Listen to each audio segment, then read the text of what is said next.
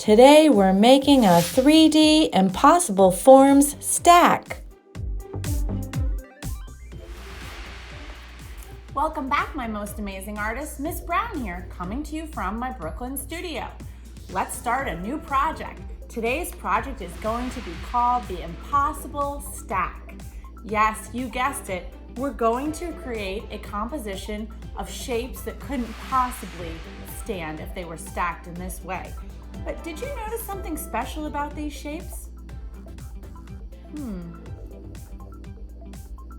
used red paper? No. These shapes are 3D. That means that they're three-dimensional. We can hold them like a little sculpture. Do you recognize what shape this glue stick is? I think you will by the end of this lesson. We're going to start off practicing drawing and shading our own 5 shapes, and then we're going to create the shapes on a larger and smaller scale to create our impossible stack.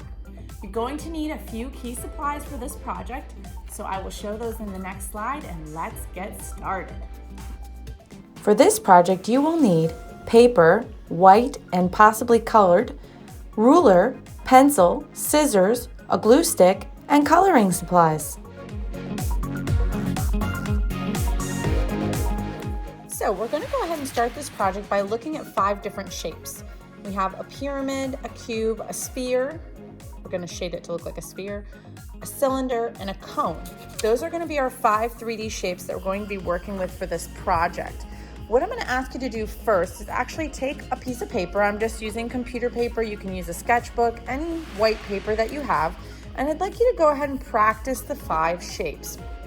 So in order to do the pyramid, I noticed that the pyramid, the view that we're looking at, we're going to practice doing the 2 triangles. So I'm even going to start just by sketching my first triangle. And I'm noticing that that line is on a diagonal. Does everyone see that? It's coming in at a diagonal. So I'm going to make sure that that first line that I'm doing is a diagonal line. Then I'm going to notice that there's another diagonal line coming up, and then the point is going to connect there. And there I have my pyramid.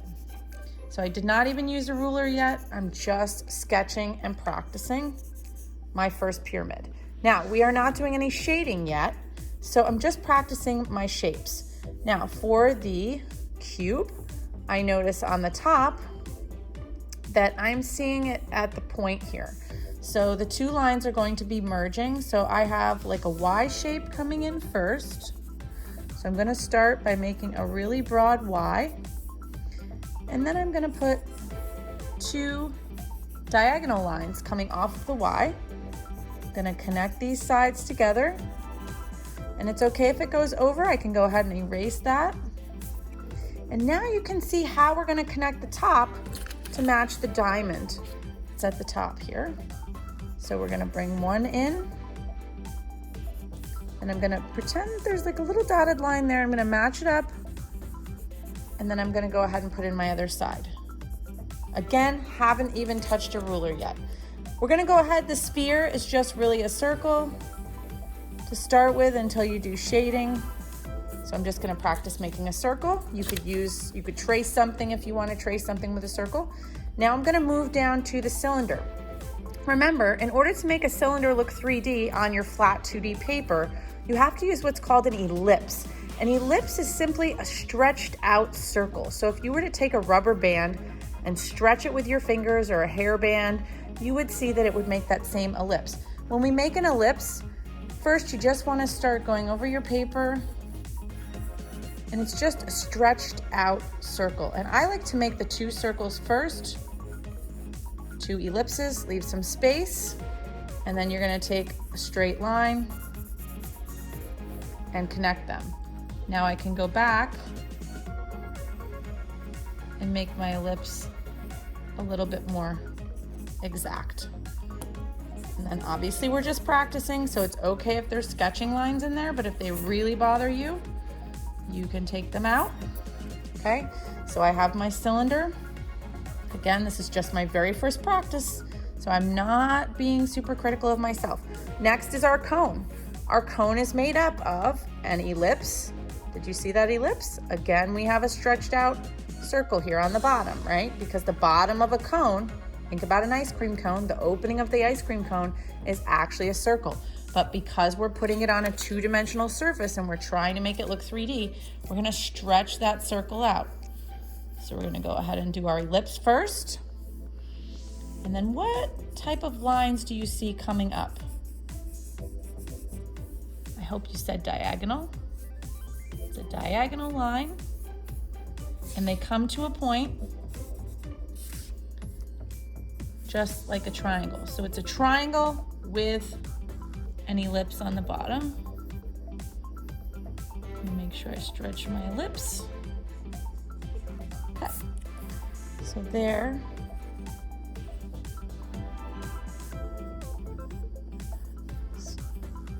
My sphere. There I've practiced my 5 shapes. So now I'm going to go ahead and set that aside for a moment, and I'm going to gather a few more supplies. I'm going to keep this here and I'll be right back.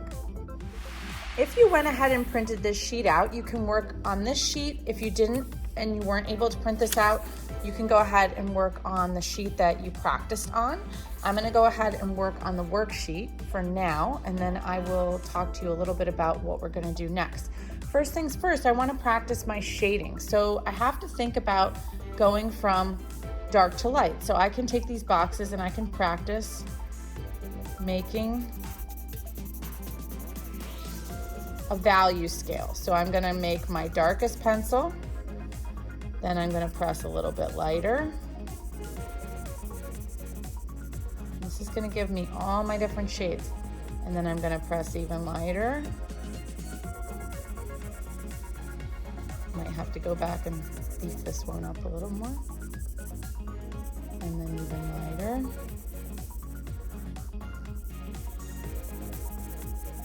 Lighter. Lighter.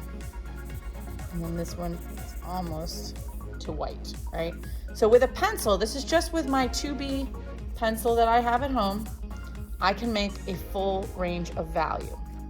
Now, you can also do that with a black colored pencil. You can do it with a black crayon. It's going to be the most comfortable, though, to start with pencil.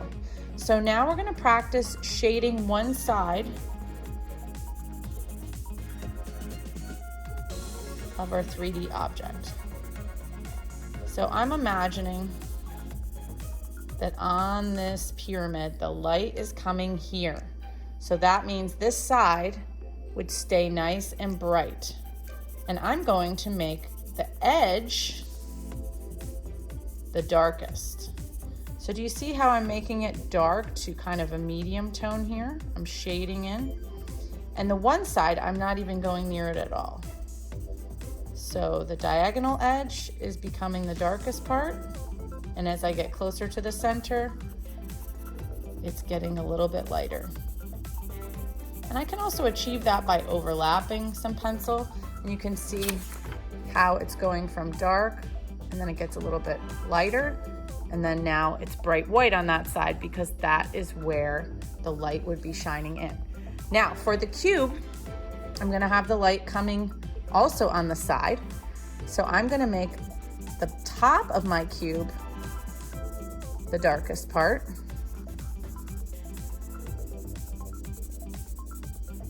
And for this, I'd like you to practice along with the same light source that I'm using just to get used to it. But if you want to practice other times on creating a light source from a different side and figuring that out, that's okay too. And this is going to be a little bit lighter. This is going to be kind of in my middle range.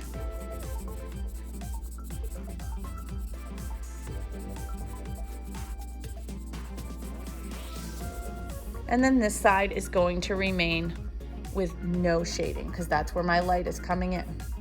Now, if I want to go really 3D, I can add a little bit of dark.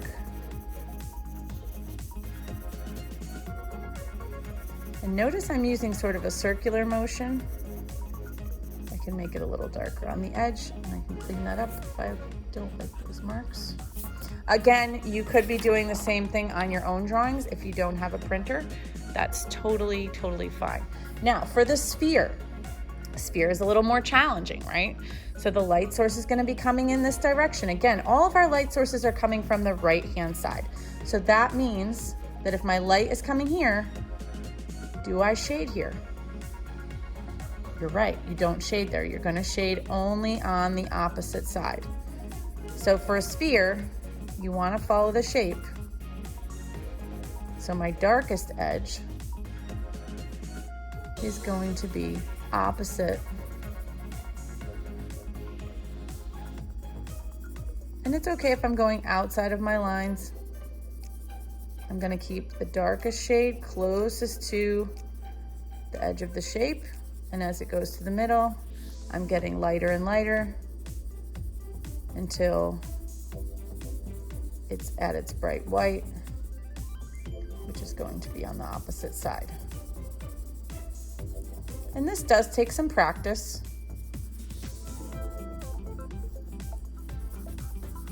Going in circles and holding your pencil a little on the side, I find is a very comfortable way to achieve shading like this. Okay, so there's my circle. I'll show you up close, my sphere. Okay, now I'm on to the cylinder. Now the cylinder is a little bit different. Remember my light source is coming from the right. So the top of my cylinder is gonna be dark.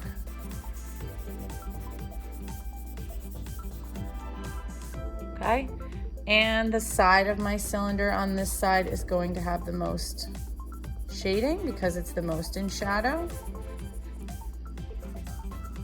And we're going to imagine that this line, I would suggest when you do this for the final, that you could actually erase that line, right? Because we wouldn't really see that line that's on the inside of the object.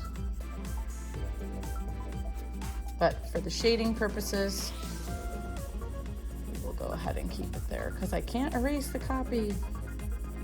So again, just like the sphere, keeping this edge the darkest, moving into a medium, and then my lightest light because that's where my light source is, right? So I have to always remember that my light source, what direction my light source is coming from. And this will help you if you're ever drawing an object that's sitting in front of you and you have a light on it, then you can actually see that in real life. Right now we're kind of making up the light source, but we're keeping it the same for everybody. So next is the cone. So for the cone, we have to kind of create this imaginary center point, right? Because we don't see it like we do on the pyramid. So again, my light source is coming here from the right. So my darkest side is going to be the left.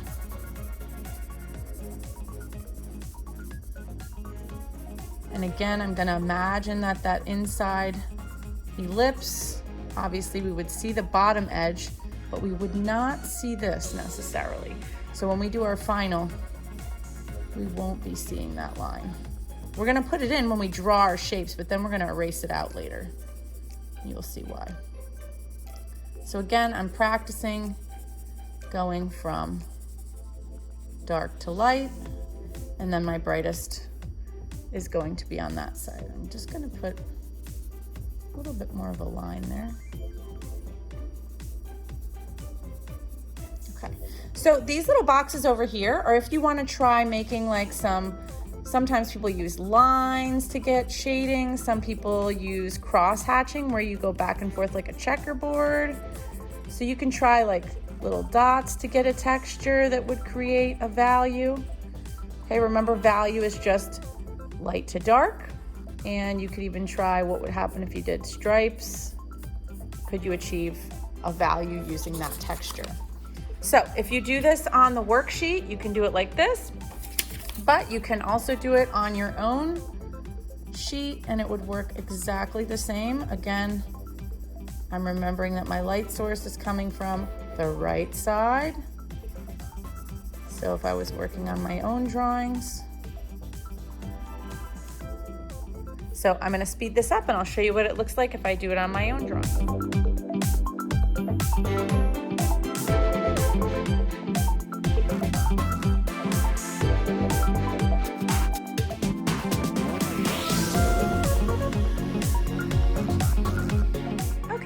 So you can see that you can practice either way. Both are acceptable. It doesn't matter if you draw them yourself and then shade or you do it here. It's up to you. So this is our practice. So now we're gonna go on to the final copy. And for the final copy, you have a couple of decisions to make. You can draw them on white paper using the pencil technique that I just showed, or if you happen to have some colored paper lying around, you can also use some colored paper. So I'm gonna go ahead and do mine on the colored paper, but I would prefer that you use one or the other. So you can either do them on the white paper, do them all on the white paper, or you can do them all on one color of paper, and then we're gonna pick a background for them. So I'm gonna go ahead and do, let's see, I'm gonna go ahead and do the red. And I'm going to use a black colored pencil. If you choose to work on the white paper, you can use your graphite pencil, your regular pencil. But if you choose to work on colored paper, I would suggest that you use the black colored pencil if you have one. Now, if you don't happen to have a black colored pencil, the regular pencil lead will show up on the colored paper. You can see it does show up, and you still can get your shading. I would recommend that before you start this, you definitely sharpen both pencils. So again, I'm not gonna start with the colored pencil. I'm gonna start with regular pencil, no matter if I'm working on white paper or I'm working on the colored paper, because I have to get my shapes correct. Now, it's not gonna matter where I draw the shapes on the paper, and I'm gonna keep my reference guide next to me. I'm gonna draw one of each, and I can draw them whatever size I want. So if I want different sizes, because remember, we're going to be stacking these and cutting them out. So you might want some that are larger, you might want some that are smaller. And for this, I would recommend that you keep your ruler handy just in case you wanna use it. I'm gonna go ahead and start with my pyramid. So remember, when we did the pyramid, we started with a diagonal line, and then we had a second diagonal, or this is a straight line, excuse me. Okay, it's kind of like an arrow. Okay, now I'm gonna go ahead and I'm gonna make those a little bit straighter using my ruler. And I can erase out my extra marks later. Let's see, I noticed that one was. And if you're working on the colored paper, just know that sometimes you might get some eraser marks, and that's okay. So now I'm gonna go ahead and make a diagonal line and another diagonal line, kind of like an up. This is like an arrow and an arrow. So it's basically two arrows. I'm gonna go ahead and erase those little tails. Okay, now I'm not gonna go ahead and shade yet because I wanna make sure that I accomplish all 5 shapes before I start shading. So I'm just gonna keep going right in order. I'm gonna do my cube next. Now for my cube, I think I'm gonna make my cube a little bit larger. So remember, for the cube, we started out with a straight line in the middle, and then we made that Y.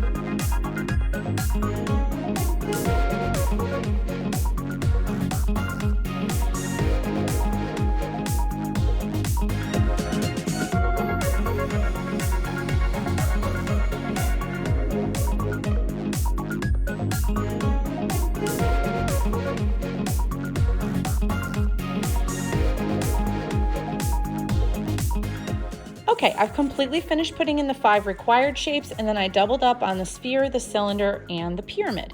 So I'm gonna go ahead and shade these in, and we'll be right back.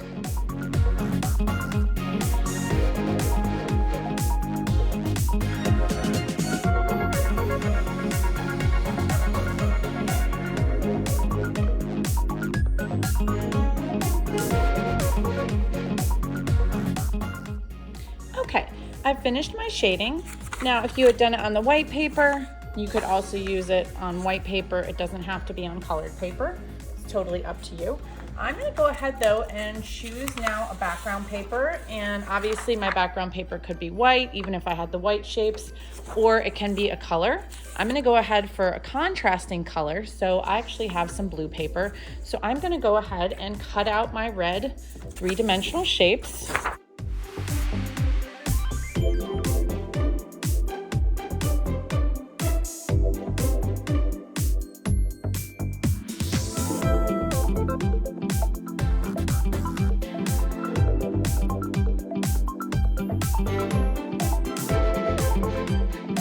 Okay, I have all of my shapes cut out, and now it's time to arrange them on my background. So I could use white paper if I'd like, or I can use a colored paper. So I think I'm gonna go for the colored paper, and I'm going to create a table surface. So you can do that by cutting out a sheet of paper, or you could color it. It's totally up to you. I think I'm gonna go ahead and use the white paper that I have here. It's actually a little bit small on that side. So I'm just gonna go ahead and cut out a rectangle. I'm gonna make it pretty wide here. And then I'm just gonna use my pencil to figure out where to cut it. Cut as straight as I can.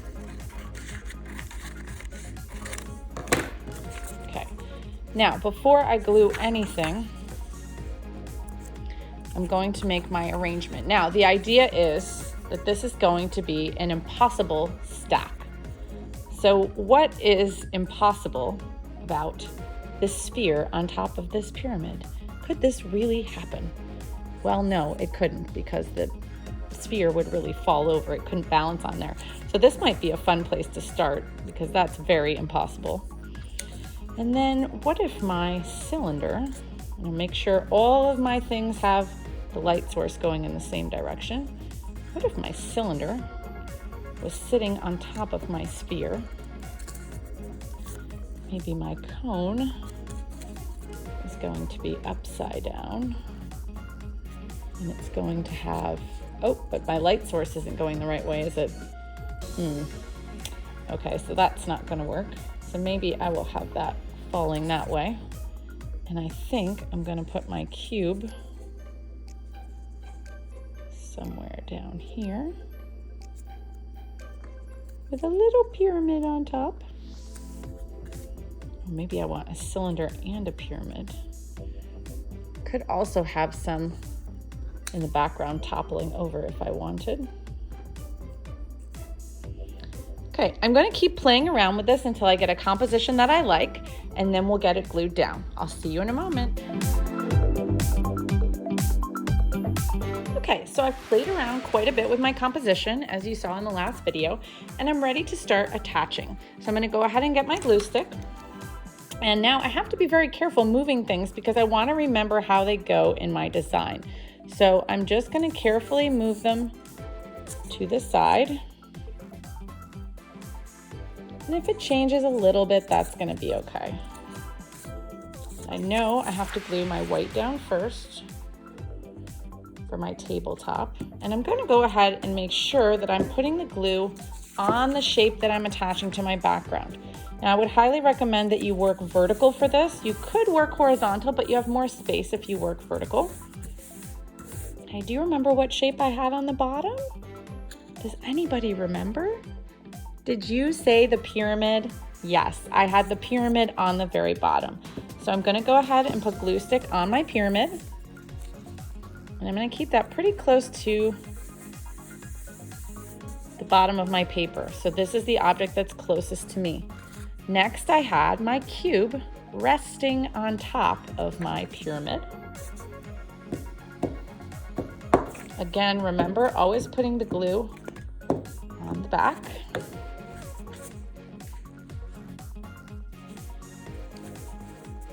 Okay, I'm gonna go ahead and finish gluing the rest down, and I'll see you in a minute. So I'm gonna go ahead now and decide if I'm finished, look for any edges that might need extra glue. One there. Make sure everything is glued down really flat. And now I'm going to decide if I want to put any shadows underneath, because remember, my light source is coming from the right. So there might be a shadow